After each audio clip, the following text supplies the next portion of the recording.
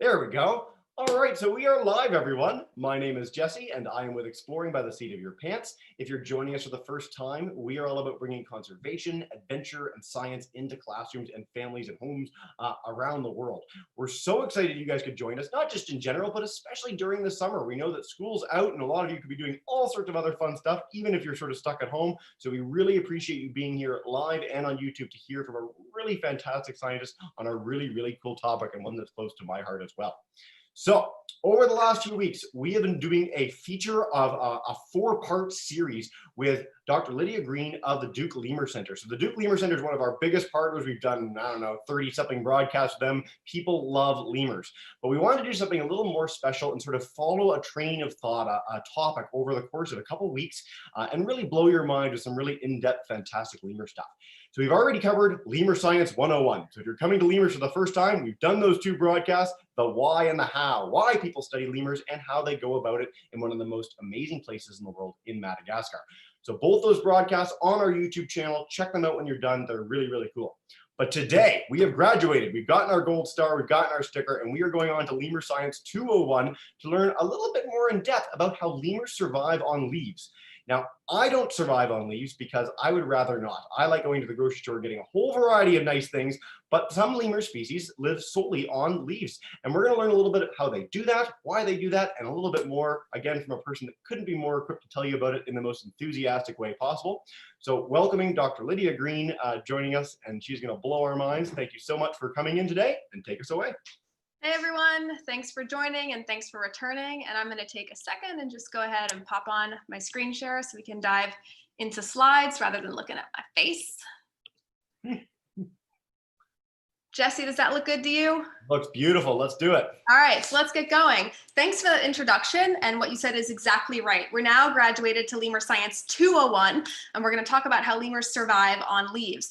So in Lemur Science 101, we got a bit into the background of lemurs, why they're so special, why scientists are fascinated by them, why there's so many species on one island, Madagascar, and how it is that we as scientists go about using the scientific method to study lemurs, to generate new information and new knowledge about them. And so equipped with those toolkits, we're now going to progress to Lemur Science 201 and apply what we know to some topics that are near and dear to the hearts of myself and Marina Blanco and other research scientists at the Lemur Center. So I've spent the better part of my career studying how lemurs survive on leaves, specifically how they use gut microbes to survive on leaves. So we'll talk a lot about that today. And then next week, Marina is going to talk about the topic that's near and dear to her heart, which is hibernation in dwarf lemurs. So just make sure you come back for that as well if you think it's interesting. But so let's get into leaves. Oh, wait. There we go. All right, so I am personally fascinated by this idea of leaf eating in lemurs. We see lemurs eating leaves in nature all the time. We see it in YouTube videos. We see it when we come to the Lemur Center for a tour. We see it when we visit Madagascar. Lemurs are constantly stuffing leaves in their face. And I don't know about you, but if you've ever stopped to think about why, it might seem kind of weird. Leaves are not that nice to eat. Just as Jesse was saying, that's not what we're excited to eat when we go to the grocery store. Nobody's like, I can't wait to get that spinach. We're like, I want like fruit snacks and granola bars and pancakes. We want things that taste a lot better than leaves. So why are lemurs eating leaves all the time? And this is something that has fascinated me for a long time, this idea of how lemurs get enough nutrition, enough energy out of these sort of like nasty resources that are out in the environment, and why they're choosing to do this. And so really what we want to ask is, what's the deal with leaf eaters? What is the deal with leaf eating? Why? Just what's going on with this? So getting back into the why again, and then we'll get into the how. And so first I need to introduce a little bit of technical jargon, some terms, and the big one being the word folivory. So folivory is a feeding strategy in which an organism, an animal, known as a folivore, primarily eats leaves. So I'm going to sometimes use leaf eating, and sometimes I'll use folivory instead, and I might use leaf eater or folivore. And so folivory and folivore are the scientific terms for what a leaf eater does. It eats leaves, practices folivory. And I've got the word primarily here in italics because that's going to become important, because when we think of folivores, we think of animals that only eat leaves, but it's going to turn out that a lot of these folivores can eat a lot of different food items, but they spend a lot of their time eating leaves. But that's not the only thing that they can or will eat. So that's going to become important. So stay tuned for that. And it turns out that part of the deal with leaf eaters in Madagascar is that Madagascar has a shockingly large number of folivores. Madagascar is covered in folivorous species in a way that we don't see in other groups of primates or other groups of animals more broadly. So we're all familiar, I hope, with the cockerel sifak. This guy here, this is Elliot. He lives at the Duke Lemur Center. He loves his sumac. That's what he's eating right here out in the forest. But Elliot is only one of 9 different sifak species that live all over the island of Madagascar. And they all vary in color, they vary a little bit in size, and they vary primarily in where they live. But there are these 9 different species within this group of lemurs. There's also the charismatic indri. There's only 1 species of indri, but many of us are familiar with indri as well because they're so spectacular looking, the largest of the living lemurs. And then there's also a group of lemurs called the woolly lemurs that might be less familiar to many of us because they're nocturnal and they also don't survive under human care. So there's none in captivity anywhere that I'm aware of. But there's 9 species of woolly lemur that also live all over different parts of Madagascar. And together, these 3 groups, the sifak, the indri, and the woolly lemur, form one family of lemurs that are called the Indriidae. And this is where terminology gets really confusing because the family name for this group of lemurs are called Indriidae. You can also call them the Indrids, but one member of the Indrid group is the Indri, whose scientific name happens to be indri. So things get really, really confusing, and I'm going to try to be really clear as to when I'm talking about all of these species or when I'm only talking about the Indri. So I'll try to keep that clear, but it gets really confusing even for us scientists as well. Now, on another different branch of the lemur family are these guys, the sportive lemurs. They're on a completely different part of the family tree. They're not really that related to the indrids at all. And they're called the sportive lemurs. And probably these are pretty unfamiliar to a lot of us as well, because they're also nocturnal and they also don't survive under human care. So you won't get to see one at your local zoo. But there's 26 species of sportive lemur that live all over the island of Madagascar.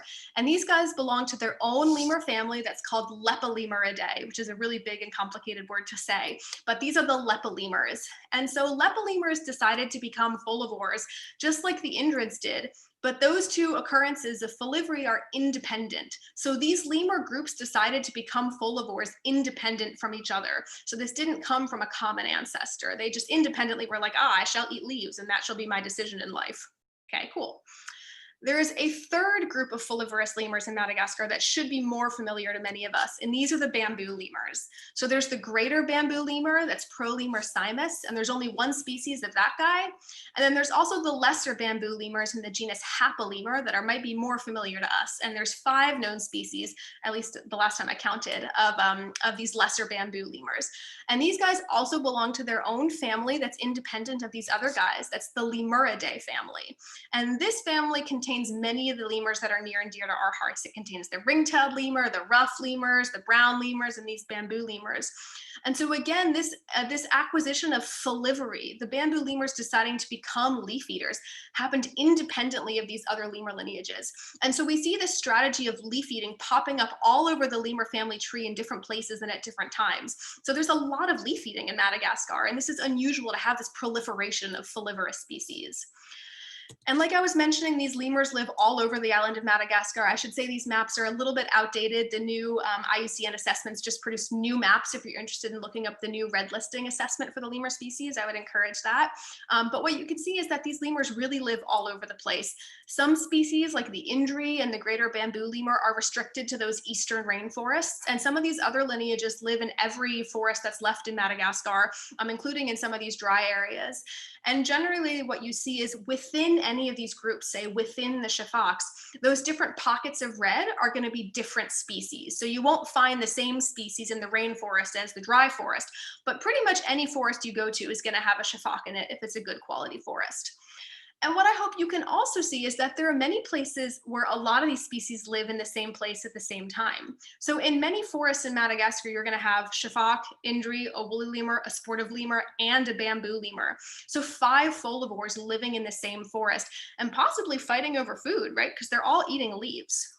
Which brings us to the question of how do these lemurs all survive in the same place at the same time? And if we go back to the whole story of episode 1, where we're talking about adaptive radiation and niche differentiation, it turns out that even though these guys are all leaf eaters, they all eat different types of leaves, or they all eat different sort of food resources. And so if we look first at the indrids, so this whole first family, the sifakas, the indri, and the woolly lemurs, what you really see is a change in how much they're prioritizing eating fruit to actually just eating young leaves. And so as we go from the sifak from left to right, we can see the sifak actually eats a lot of fruit and quite a lot of flowers. And a huge chunk of its diet is not based in leaves. And so we actually consider sifaks to be frugofolivores because they're fruit and leaf eaters. So even though they can eat a lot of leaves, when there's a lot of fruit around, they're going to go for that. They'd much rather have a peach than a piece of lettuce at the grocery store. As we move from left to right, we move into the indri, who's really a young leaf specialist. Anywhere from 50 to 90% of his diet is going to be based in young, tender leaves. But the indri will eat fruits and flowers when they're around, especially in the rainy seasons and the seasons of plenty. And as we get into the woolly lemurs, we've lost now that fruit in the diet, and we really eat young leaves. About 98% of this lemur's diet is rooted in young leaves. And so we can see this change in what the lemurs are eating, even though we classify them all as folivores. Now, sportive lemurs have gone down a completely different route, and pretty much everything about the sportive lemur is bizarre in Madagascar. So sportive lemurs, because they're in their own evolutionary family, they've gone off and done their own thing that's independent from everyone else, they've adopted a strategy of eating mature leaves. So these are the animals that when they go to the grocery store and they see one bag of nasty Brussels sprouts in the back of the shelf, they're like, aha, I shall eat that. And I don't really know, like that doesn't sound that great to me, but this is what they've decided to do. And it turns out if there's no other folivore in their habitat to compete with them, they can eat the nicer stuff. They can eat the young leaves as well. But if there's any sense of competition from other lemurs, they'll fall back on these nasty mature leaves and they can survive on it. And the fact that they can survive on these old nasty leaves is kind of a feat of nature. And then the bamboo lemurs, true to their name, eat bamboo. So we're good at naming things for what they do. And so bamboo lemurs naturally eat bamboo. But there's a lot of variation in what they eat, even just within bamboo. So the greater bamboo lemur tends to eat the giant bamboo species that grows in Madagascar, and the lesser bamboo lemurs tend to eat some of the smaller species of bamboo. And they also vary in what parts of the bamboo plant they eat. So lesser bamboo lemurs might eat more of the shoots and the leaves, whereas the greater bamboo lemur might eat more of the pith and the culm. And so you can see that there's all these different dietary strategies in these 50 plus species of lemur. So they're really filling every niche that they can in Madagascar to avoid eating the same things. And it's just this real amazing richness of diversity just within this group of folivorous lemurs. Which sort of brings us to the question of like, why are there so many species of folivore? Why is Madagascar hosting this ridiculous diversity of leaf-eating lemurs? And this also harkens back to the first talk in the series on sort of the unique features of Madagascar, which is that Madagascar has a ton of different habitats. We got rainforest, we got dry forest, we got spiny forest, we got every type of habitat. And different habitats are going to support different species of animal and different nutritional requirements, even within leaf eaters. And of course, a lot of these habitats are forests, and forests have a lot of leaves. So leaves are pretty ubiquitous in the environments of these animals. And so it might seem like a good idea to eat what's around and what's plentiful. And I'll come back to that because it's going to turn out it's not that easy to eat leaves. But if you're not going to eat leaves, you need to eat something else instead. And so for a lot of primates, what they'll choose to eat is fruit. And of course, there are fruits in Malagasy forests as well, but fruit can be particularly unreliable in Madagascar for a couple of reasons. If you also remember back from our first talk, we talked about how Madagascar is routinely hit by these enormous weather systems that are random, that are stochastic, but you know they're coming. And so you get these big cyclones, you get droughts, you get floods, and all of these conditions can make fruit very unreliable. And some years there just might not be enough fruit to really support healthy populations. And so it might not be a great idea to eat something that's not going to be around consistently in your environment. And the other thing it turns out is that fruit is really weird in Madagascar. So there was this cool article that came out where the sort of summary headline was "Lemurs are weird because Madagascar's fruit is weird." And it turns out one of the things about fruit in Madagascar is that it's really low in nitrogen. And nitrogen is a really important element for mammals to survive. It's one of the critical components of things like amino acids and protein. And one of the places where we can get nitrogen usually is from fruit. But the fruit in Madagascar has very, very low nitrogen. And so it's possible that the lemurs are turning to eating leaves as a source of nitrogen if they can't get it from fruit. Of course, leaves are full of nitrogen, but we're going to find out in a little bit that it's not that easy to get at that nitrogen. And so it seems like there's a really good number of reasons for why these lemurs should be eating leaves. Leaves are ubiquitous in the forest. Fruit might be kind of unreliable. But it turns out, like I've been saying, that it's really, really hard to make a living on leaves. And so let's run down some of the challenges that come with folivory. And I've got a video here of Gertrude eating leaves just to keep your attention. So, and I'll point out, this is Gertrude here eating a blackberry bush. So this thing has a bunch of thorns on it and she doesn't care. She's just taking those thorns and she's chomping on it. So in general, leaves are nasty, right? They're bitter in taste. I have tried most of the leaves that our lemurs eat here at the Duke Lemur Center, with the exception of poison ivy and poison oak, and they taste pretty gross, I have to say, but these guys don't seem to mind it at all. So we'll talk about how it is that they overcome the bitter taste. Leaves are also generally low in sugar, so there's not a whole lot of available energy in these leaves for these animals to get. There's not a lot of quick energy that you might get from eating, say, a piece of fruit. And leaves are also chock-a-block full of fiber, which can be a good thing in many ways. Fiber is really healthy for us, but if there's so much that you need to figure out how to metabolize it, that's going to become a challenge as well. And they're also chock-a-block full of something called tannins that can be a problem, and we're going to get to those too. So let's start with fiber. So some fiber is really, really hard to digest. And I'm going to use cellulose as an example. Cellulose is possibly the most ubiquitous plant fiber in nature. Every plant has it. And cellulose is the fiber that forms part of the structure of plant walls. So it's part of the reason why plants have their rigid shape and they can stand up, is this fiber called cellulose. Now, the problem is that mammals don't have the enzymes to break it down. We have no way to get rid of this fiber. We have no way to metabolize it and turn it into energy. We're really, really terrible at this. We don't have the genes in our genome to do it, and we don't have the enzymes to do it. And so, like I said, it's really, really hard to turn this plant matter, this fiber, into energy because we don't have a way to get rid of it. And then tannins also present a problem. And so tannins are one group of what we call the plant defensive compounds. And so if you think about from the plant's perspective, the plant doesn't want to be eaten, right? The plant put all this energy into making these leaves, and the plant doesn't want those leaves to get eaten. And so plants produce what are called these plant defensive compounds to deter herbivory. And there are thousands of different types of these compounds, and tannins are one such group of those. And these are what are responsible for the bitter taste in these leaves, because the plants are saying to the leaf eater, don't eat me, I taste nasty. And so that's on purpose. The plants are purposefully sending this signal. But they also can be a problem nutritionally, in that some of these compounds can actually get into the bloodstream and they can get into your cells and they can cause damage directly. And some of them can be anti-nutritional in that they tend to be bound to proteins. So within the leaf structure, a lot of times what you'll have is your protein being bound up by these tannins or these plant secondary compounds. And that means that you can't get the protein. So you're eating this protein, but you can't digest it until you can get rid of those tannins. And of course, mammals lack the enzymes to get rid of a lot of these tannins. We can't do it. We can't cleave those tannins off of the protein. And so without outside help, that protein is no longer available to us. And the whole reason for eating leaves was to get at this nitrogen, and now we can't get at it. So that doesn't make sense at all. And so what's happened in Madagascar and in other places on Earth as well is that leaf eaters have had to come up with a lot of strategies for how to make folivory work. And these strategies are comprehensive across the entire body of these animals. Pretty much everything that they do is to make sure that they can make leaf eating work and to make sure that they can get energy from these sort of like ridiculously nasty old resources that nobody else wants. And so I thought I'd walk through a couple of my favorite adaptations today. And this is not a comprehensive list at all, but we're going to end up with the gut microbiome, which is where the heart of my research is. But starting way up the pipeline, we got to start with the animal's teeth. And so here what I'm showing you are the molars, so the chomping, grinding teeth of 3 lemurs. So this is a frugivore, a fruit eater, like this dwarf lemur here named Auklet. And we've also got the tooth of a mouse lemur, an omnivore, like this lemur named Ariadne here is a mouse lemur.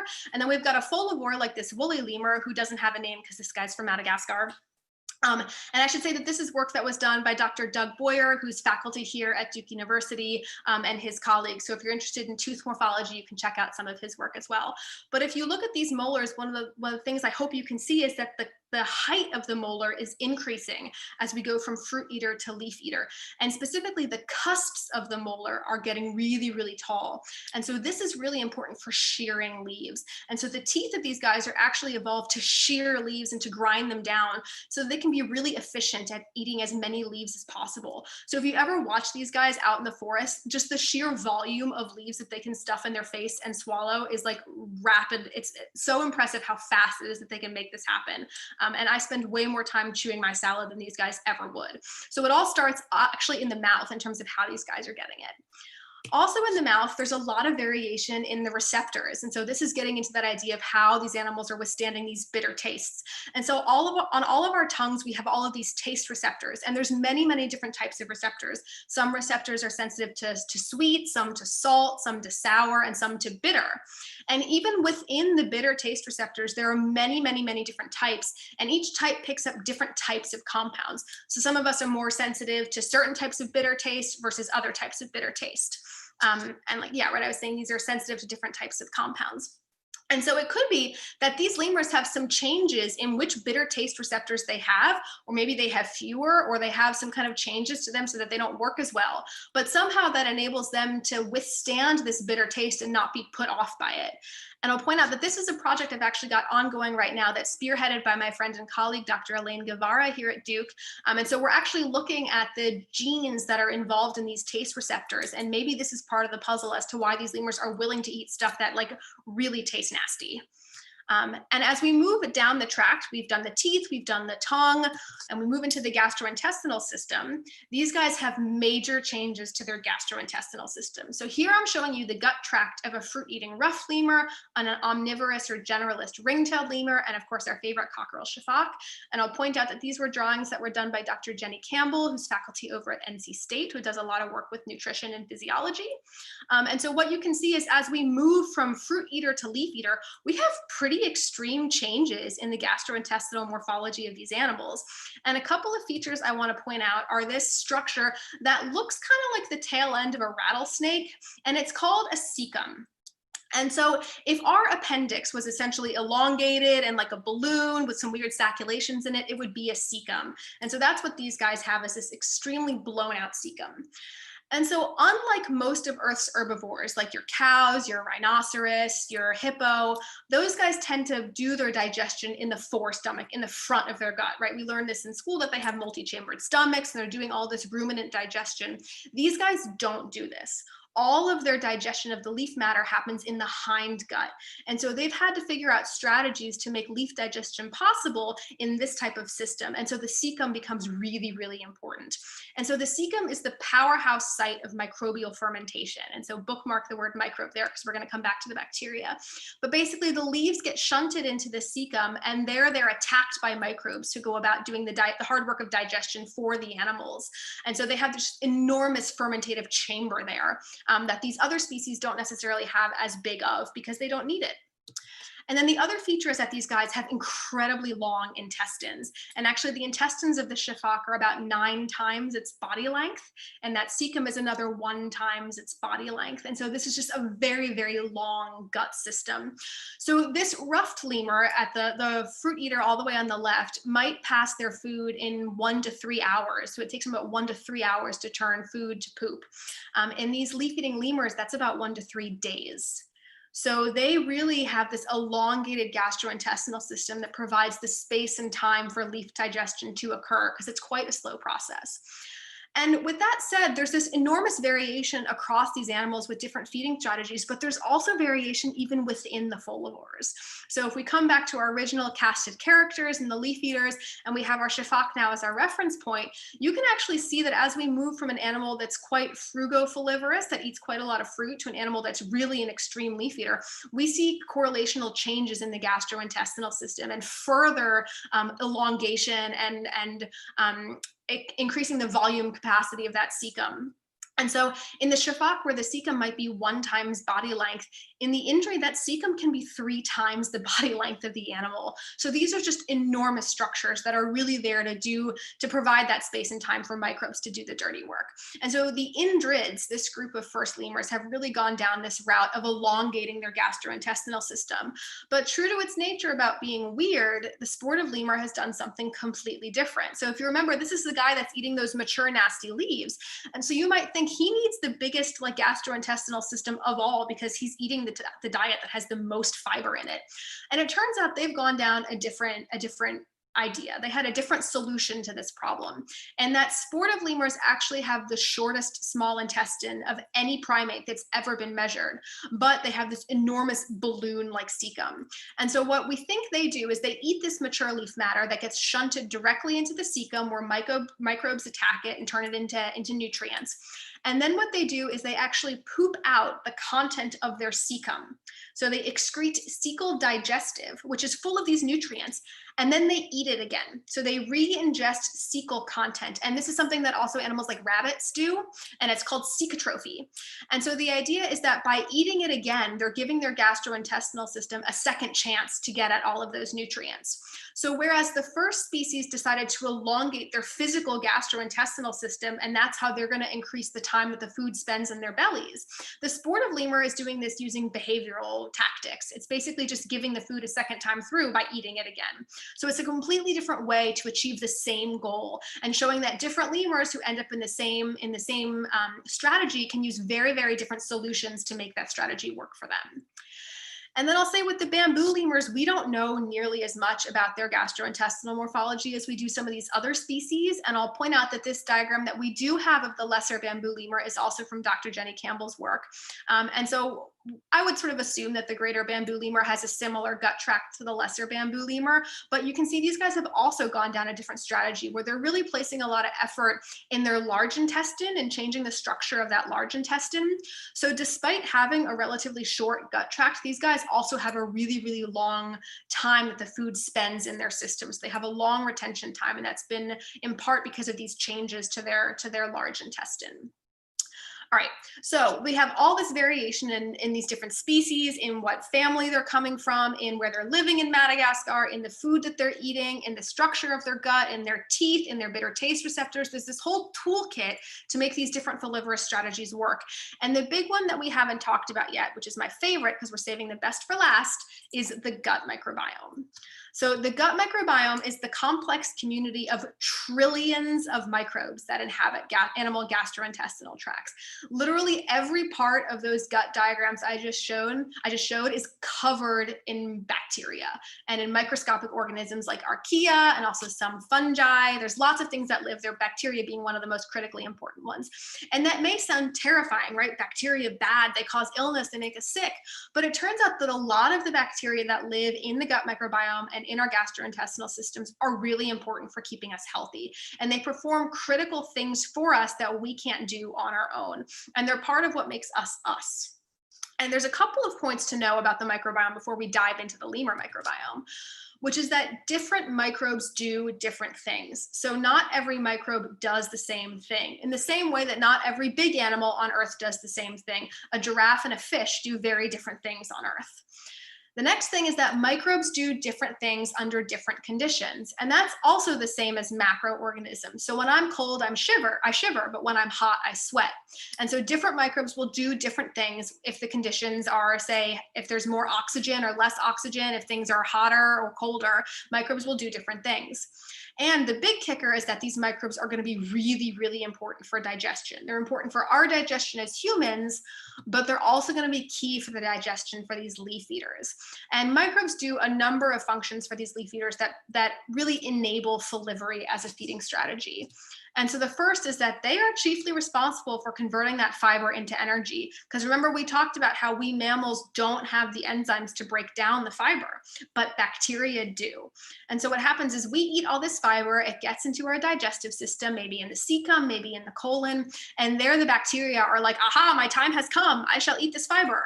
And bacteria go about digesting all of this fiber, and they convert it into something called short chain fatty acids. And these compounds are basically poop for the bacteria, but they're energy for us. And so we pick them up in our colon, and they get into our bloodstream, and they travel all around our body. And these short chain fatty acids are really important energy. And so in a human, the estimates are that these short chain fatty acids might account for like 6 to 10% of our daily energy demands. And so up to 10% of our energy is being supplied by these bacteria. But in a leaf eater, it could be up to like 60% of the daily energy demands are coming from these bacteria. So this becomes really important for how leaf eaters get energy from leaves. The second thing that these bacteria can do is solve the tannin problem for us. So remember we talked about how these tannins are bound to proteins in leaves and make it really hard for us to get at those proteins and that nitrogen. And so here what I'm showing you is that problem. And so we've got in green is the actual protein that we want, and all of the little other compounds that are stuck to it, all 5 of those sort of brownish, reddish, blackish compounds, those are the tannins.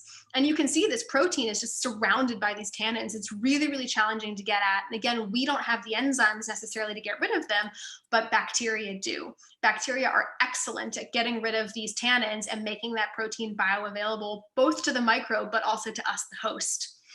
And then lastly, these bacteria can synthesize vitamins for us. So microbes actually produce things like vitamin K and the entire vitamin B series.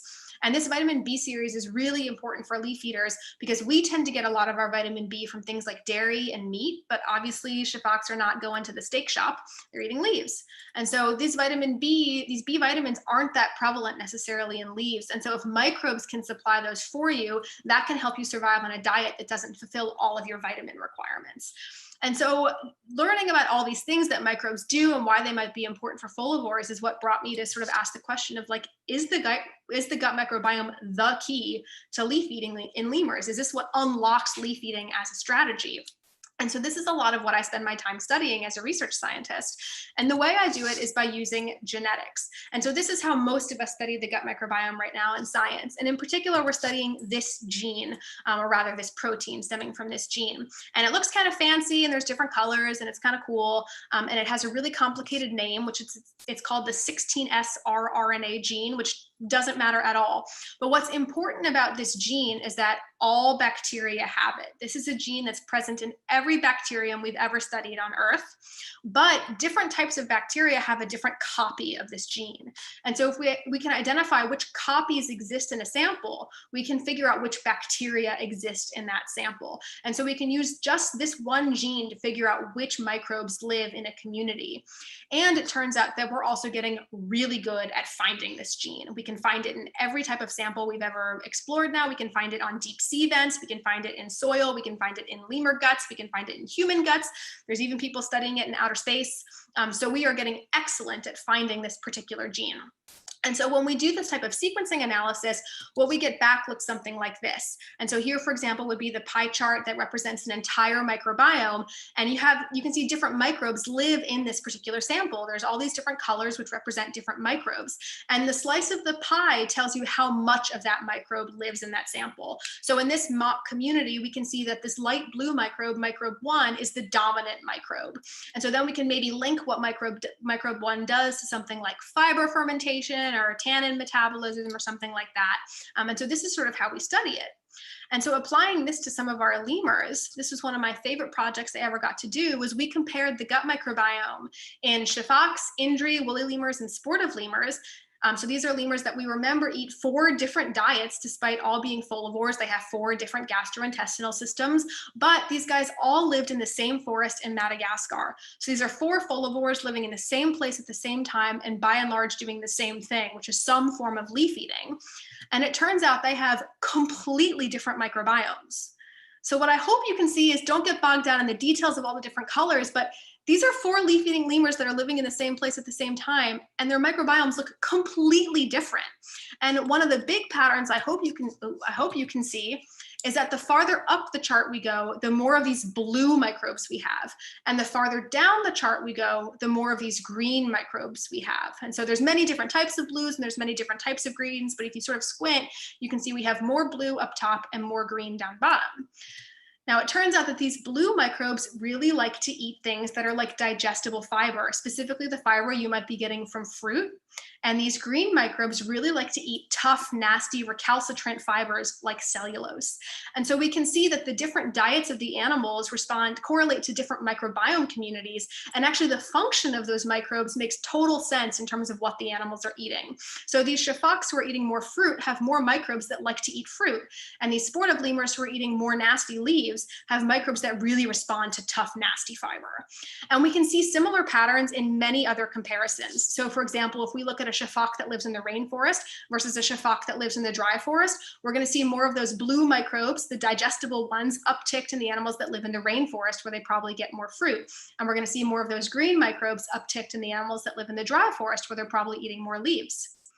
If we look within the same species, our favorite cockerel sifaka, and we look at two different populations, say that live in the Anjajavi forest and the Ankara fonseca forest that are separated by this big river system, we can actually see that the microbiomes look pretty similar in terms of these different populations of the same species, but the major differences, once again, are in these blue microbes, and that one population has more of these dark blue microbes, and another population has more of these light blue microbes. And so this might relate to even minor differences in what type of fruit or flowers these animals are eating on different sides of this river system. If we come here to the Duke Lemur Center and look at our lemurs, we can find the same patterns when we let our lemurs free range out in the forest and eat whatever they want. When we let them free range in the forest, they tend to eat quite a lot of fruits and flowers and young leaves. And when they're not free ranging, they don't eat those substrates. And so we can see the same patterns where the blue microbes uptick when the animals are eating more fruits and flowers, more digestible diets, and the green microbes uptick when they're eating those less digestible diets. And so putting this all together, what does any of this mean? It's really, really fun to see these patterns, and lots of pictures of lemurs eating things is always more fun than anything. But what does any of this mean scientifically? And so I think what I'm coming to understand is that the gut microbes of these folivorous lemurs are what enable leaf digestion. They make it possible to survive on leaves. They're part of the picture. They're part of the toolkit for enabling folivory. And there's also a lot of variation, more than we maybe would have expected, depending on the feeding strategy of the animal, what habitat it lives in, and actually what diet it's eating on a day-to-day basis. And even more broadly than this, I would say that the gut microbiomes of folivorous lemurs are necessary for survival. These lemurs would not survive without their microbes, the same way that we would not survive without ours.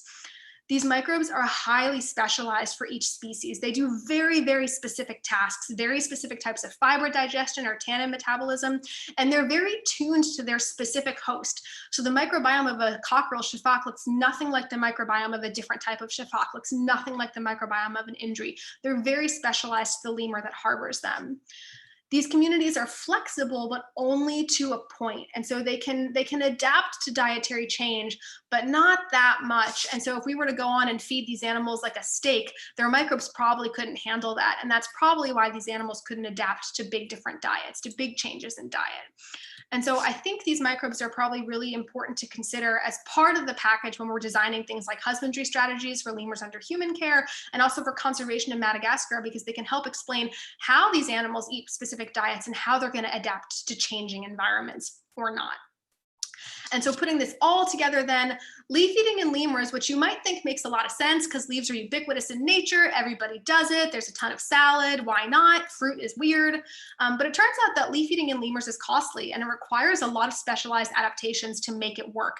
Those adaptations can start as high up as the teeth and go all the way down to the gut microbiome with everything in between. And there's a lot of adaptations I didn't even have time to get into today.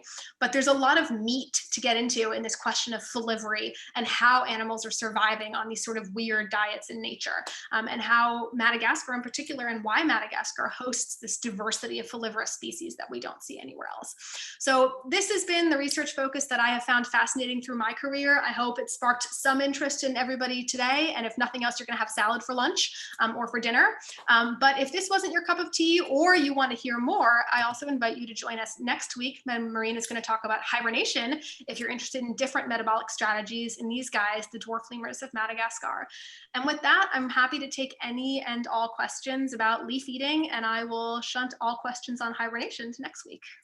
Fantastic. Well, thank you so much, Lydia. Not only was it a great presentation, but I love this slide before you take it off the screen. I like picturing it as if the lemur were actually that size compared to the forest, and how terrifying that would be if you were just along the riverbank. So thank you for that.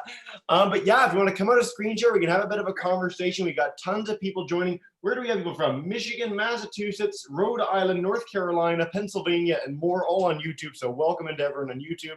I'm going to share a YouTube question first, and then I'm going to go to our live groups. We've probably got enough time for 6-7 questions, something like that. So I'm going to start with one that relates to your gut size, and I think this is really interesting, comparing folivory versus frugivory, omnivory. If, what's the exact question? Sorry.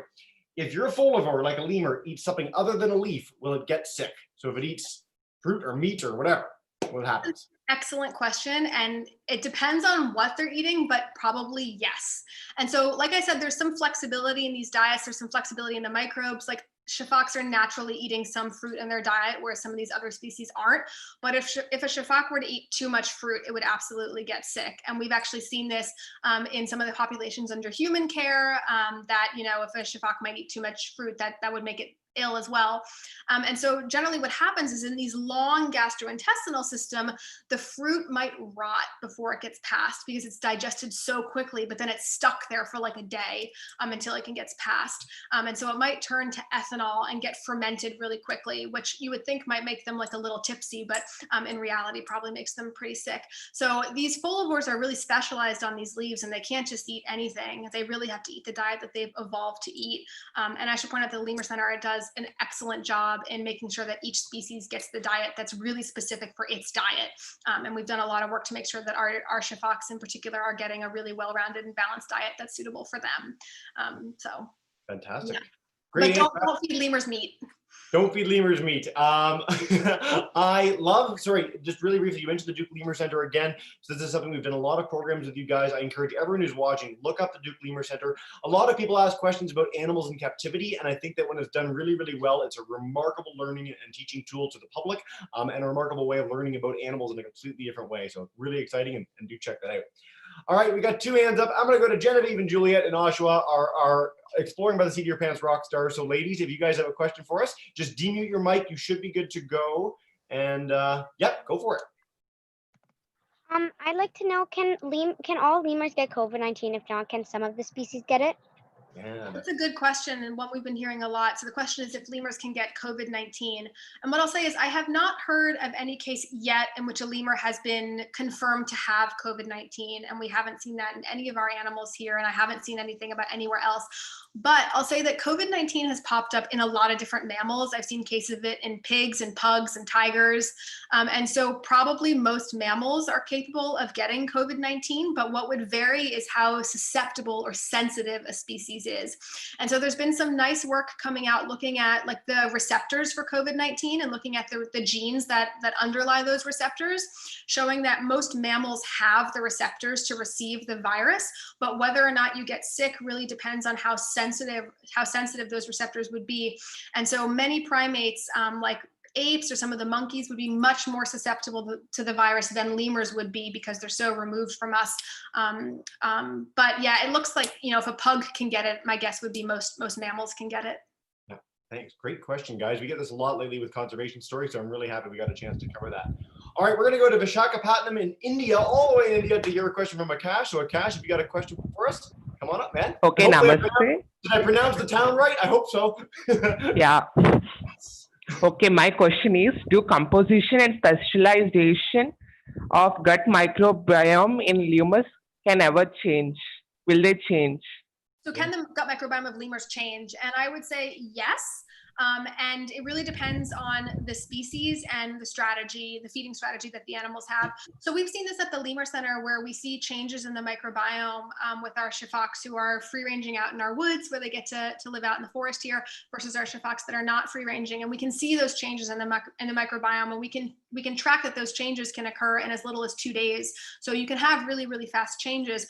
But what does that change mean? Is it the whole thing changes, or is that one microbe changes?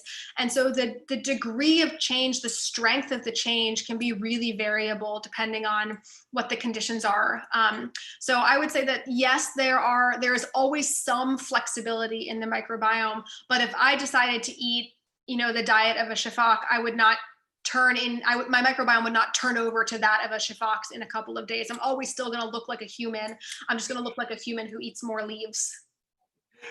We need to get a highlight reel of all your informal moments in this presentation because it's amazing. Like honestly, we can get like this 2-minute incredible thing. Anyway, thank you for that.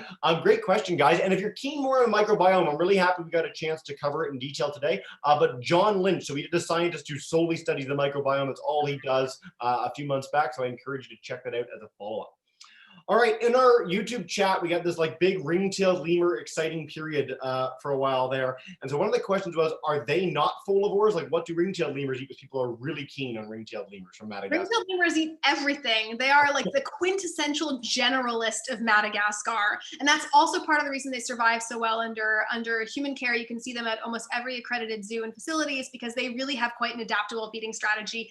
They can eat fruit when it's around, they can eat leaves when they're around, they can eat insects when they're around, they can even eat some small vertebrates like chameleons or things like that when they're around. They eat everything. They're like the kid at the party who just grabs handfuls of every bowl that's out, and that's fine with them. They're completely not specialized, which of course in itself is a type of specialization, right? They're specialized to not be specialized, which is kind of crazy. But yeah, they're really, really hardy and really flexible. And there's some nice work showing their sort of dietary adaptations across seasons and across climate events and things like that. So for those of us who are interested in like specialization, we tend not to focus on the ring-tailed lemur that much because they're so good at doing everything.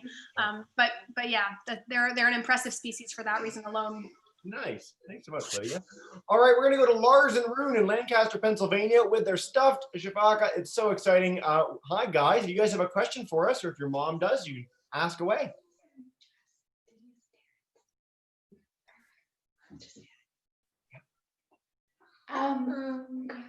Don't be shy. All good.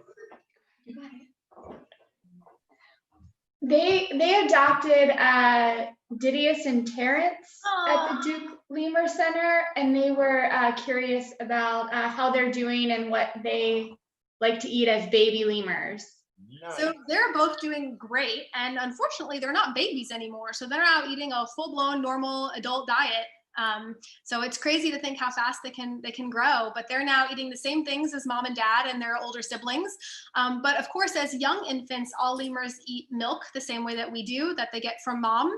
And then different species will be weaned off of mom's milk and start eating adult diets at different times. So dwarf lemurs that Marina will talk about tend to stop drinking milk really, really fast, and they tend to start eating their adult diet really quickly. Sifakas are a bit slower, so they might start trying some of mom's leaves at a couple of months of age, but they won't be fully eating that adult diet till they're a little bit older. But yeah, Terrence and Didius are strong and healthy and doing great. Fantastic. Great question, boys. All right. I love this question from Kit, who's 3 years old, and they want to know how long lemurs' tails are. Wow, so I love these questions, but they're so hard to answer because it really depends on the species. So you can have a mouse lemur that's this big with, a tail that's 15, 17 centimeters. And you can also have a sifak who's got, it's a couple of feet long. Their tails are really impressive. So it really depends on the species. But my favorite is probably the indri, who's the biggest living lemur in Madagascar, who's got probably the shortest tail of all. Little stubby, stumpy, no tail there. So it really depends on the species, but you could totally spend the day looking up online tail lengths for all the different lemur species. There's 107 species because a lot of that information is available. Nice. Fantastic. Speaking of indri, you mentioned it a few times. Everyone, when they finish this broadcast, should just go straight to YouTube and listen to an indri's call. It's one of the coolest things in all of nature. It'll blow your mind. Yes. So we're going to take one more question from a live group. I know some of our other people have some more, but we're nearing the end of the broadcast. So what I'd love you guys to do, if you have more questions, send them to me. I'll pass them along to Dr. Greene, and we can answer them that way too. But I will go to Miss Meraki's group in Thunder Bay, Ontario, if you want to wrap us up with one really cool question. Right?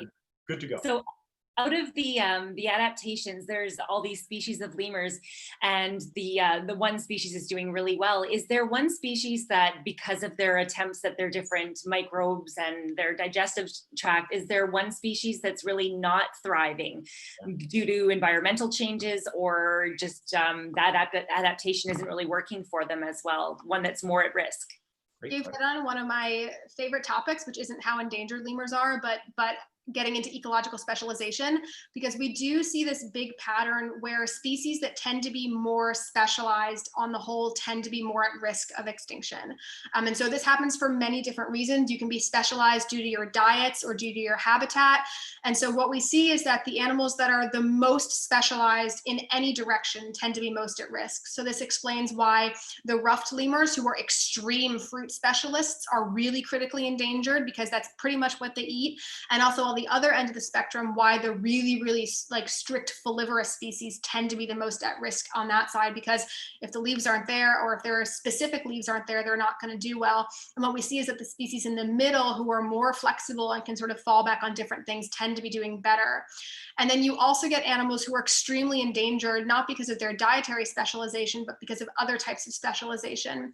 And the best example of that is Seabreeze dwarf lemur, who is a high altitude specialist. They only live in forests above 1,500 meters, and there aren't that many of those, and they're being lost the same way that all forests are in Madagascar. And so they're restricted to a very small area to begin with, which is also shrinking. And so they're actually the most critically endangered of all the dwarf lemurs for that specific reason. And so what you tend to see is this pattern where generalists do better because they're more flexible, they can live in different areas, they can eat lots of things. But animals who are really specialized, who have gone down one strategy, tend not to do that well. That was a very long-winded answer, sorry. No, that's a great answer. It's something that I don't know we've ever covered in one of these broadcasts. It's sort of how like things can evolve themselves into like a trap, basically, yes. where they, have a difficulty surviving if anything happens to the, unique specialization that they've come to. Pandas are a good example of that. I mean, that's why there's so much conservation work being done on them, because if you eat one thing in one kind of forest, it can be tricky for you if there's any threat to that. So really cool question, really cool answer. Before we wrap up too, I want to note someone played the indri call at home and scared their cat and dog, which is amazing. So thank you for that. Thanks, Carolyn.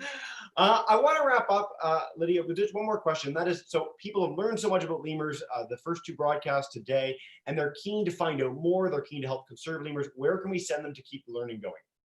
So I think the internet is a great tool if you have access to the internet. I mean, just plug in your favorite species. You're going to find hundreds of websites that have great information. The Lemur Center's website, lemur.duke.edu, is a great place to start. We do have a lot of information on the species that we maintain. Wikipedia also has a lot of information. And like I said, the IUCN, International Union for Conservation, just dropped the new assessments for all 107 lemur species. So if you go to the IUCN Red List, and again, plug in your favorite species, there's a ton of new information there about how those species are doing, what threats they're facing, where they live. And you can also find a lot of resources through the IUCN's website, like papers you can read, links you can follow up on, scientists you could search. So yeah, I would spend some time Googling if you're able. And then if you have really specific questions, definitely find the scientist or the conservationist that studies that and reach out and see if they can answer them, because they probably will. Scientists love to share knowledge with the public. So if you find scientists online, a lot of scientists, their emails are accessible on university websites. Send them an email. They don't usually bite. And certainly through this platform too, you can send me questions. We'll pass them along to Dr. Greene. Check out our Duke Lemur Center presentations, Planet Madagascar. We've done a bunch of presentations to this. So some really great opportunities if you're keen to keep learning. Lydia, this has been fantastic. Thank you so much for joining us once again. And as you know from your other broadcasts, what I'm going to do now is demute everyone's microphones. And so boys and girls, all our families at home, if you guys could join me in saying a huge thank you to Lydia for joining us today. You are all good to go. Thank you. Thank you. Thank you. Thank you guys. Thank you. Awesome, everyone. Thanks so much for joining in. And we're so looking forward to next week. So next week, Lydia, if you want to announce that again, we've got a follow-up presentation to this. We'll wrap up with that. Yeah, so the fourth part of our 4-part series is going to happen next week, same time, same place, my living room. But instead, you're going to hear from Dr. Marina Blanco, who's another research scientist at the Duke Lemur Center. And while I study the giant diurnal lemurs of Madagascar, she studies the tiny nocturnal ones. And specifically, she studies hibernation and how these guys use an extreme strategy to cope with fluctuating resources in Madagascar. And they are incredibly cute. And I'm sure her presentation is going to be full of pictures. So stay tuned for that. Super cool. Can't wait. Looking forward to hosting. For everyone else, have a wonderful rest of your day. We look forward to having you guys back soon, and see you soon.